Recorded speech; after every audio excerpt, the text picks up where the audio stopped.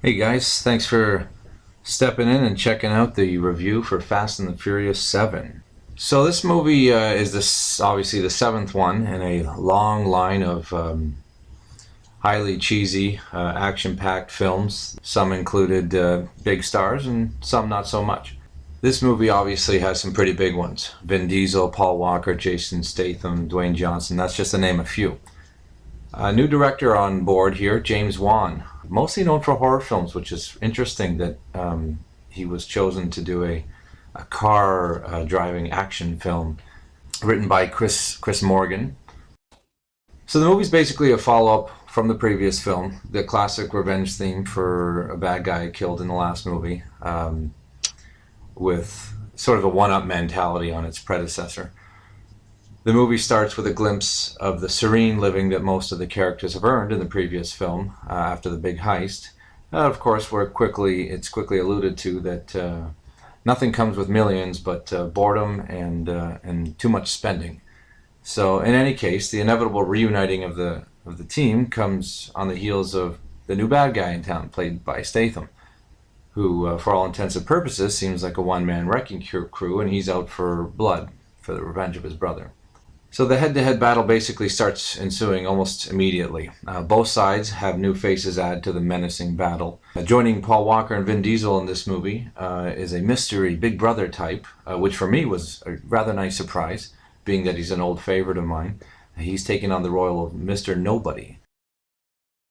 And you can call it bias or ageism or whatever you like, but I feel like the character Mr. Nobody, played by Kurt Russell, somehow offers some level of credence to the film, just being that the stature that Kurt Russell has and what he carries in Hollywood.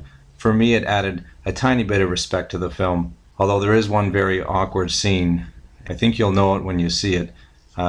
If you know what I'm talking about, put it in the comments down below. I'd love to hear your thoughts on this weird shooting scene he's involved in. Overall, though, the movie itself tries to pack too many characters into one film, and it doesn't have the time to give justice to any particular one of them.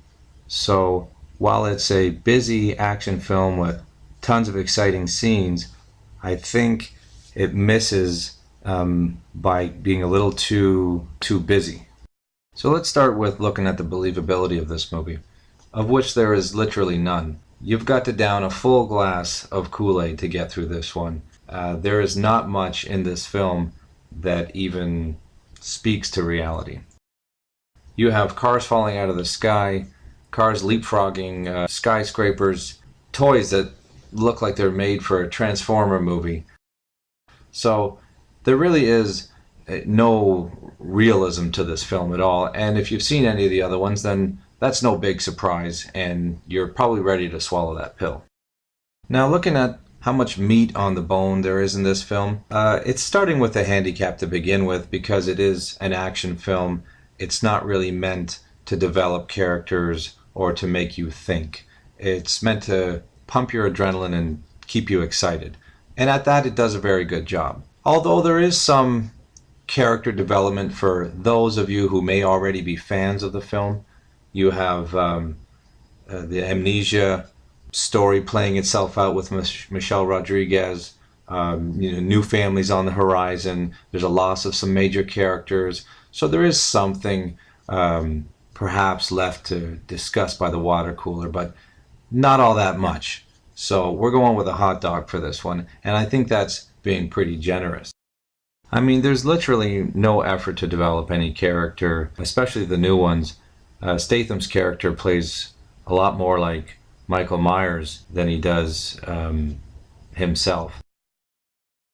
Fucking come on. You compare me to a serial killer one more fucking time and I'll break your fucking legs.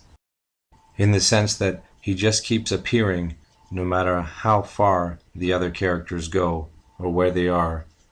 Boom, there he is. He just shows up. Seems like they wrote a few one-liners in for The Rock for him to spew out, and Vin Diesel's his typical raspy self. The only thing better than cars is family. Evaluating the audio and visuals of this film is pretty easy because it's a relative home run. This is a roller coaster ride from beginning to end. A lot of excitement, non-stop action. This is the kind of movie that you want to turn your brain off, turn your adrenaline glands on. The one knock I would give to the audio visuals here is some of the great fighting scenes were done so fast. This is apparently a James Wan thing, where it's filmed so fast that I could barely get heads or tails. I couldn't make hide nor hair out of the scene, and before I figured out who was hitting who, it was over. Now, I'm rather suspicious that this is a way to get aging actors to be able to look good in a fight scene without actually doing anything. However, beyond the fight scenes, the action was pretty compelling, although relatively silly at times. It can be summed up with the ridiculous game of chicken that you will be entertained with Vin Diesel and Jason Statham obviously somehow deciding that it was a great idea to smash into each other as hard as they can. Most of the CGI was really well done. You can forgive them for the Paul Walker CGI. Didn't bother me one bit that you could tell that it wasn't really him in the film at certain points. But all the other scenes with the helicopters, the cars, the planes, everything was really spot on. Now, looking at the cheese factor of this film, we knew going in it was going to be high, and it was high, and it was shaking the Richter scale. Job well done on that front. Nothing unexpected there. You'll be treated to classic one-liners. Everybody's favorite, I'll put that where the sun don't shine. You ready to dance with the devil? Some bitch. Literally, he said some bitch. I won't give away who. We'll save you that much pain. I'm back, bitches. Welcome to the party. I mean, the writing in these films has never been good, but this type of writing just seems like it was written for any type of kindergarten to come in and be able to play these parts. There's a scene in this movie where they're coming up with their divisive plan, and it's literally guys going back and forth saying, hey, that's a good plan. Good plan, I like that plan. Wait a minute, I don't like that plan. In fact, the only part of the movie that I think would be considered cheesy, but in fact it was not, was the send-off for Paul Walker. Now, in any other circumstance, that might have been the most cheesiest ending to a movie I had ever seen, but in the circumstance that it was done, it was actually really nice, really powerful, and one of the positives of the film. Now, the recommendation on this film is actually kind of interesting. I'm going to make it a binary one. If you have never seen a Fast and the Furious film, then I highly suggest that you do not start with this one. There's nothing of interest for anybody who has not taken the time to watch any of the previous 6. So this would, for you guys, get a rating of don't bother. If you've watched any of the previous 6 and you like action movies, then I actually suggest the exact reciprocal of that rating, and that is to get your butt to the theater, because it's actually a movie that is best watched on the big screen with loud sound and popcorn and all the rest of that. As always, I'd love to hear what you guys think. Leave some comments down below. In fact, speaking of cheesy movies, what is your all-time #1 cheesiest movie ever? Thanks for watching, guys. Don't forget to like or subscribe.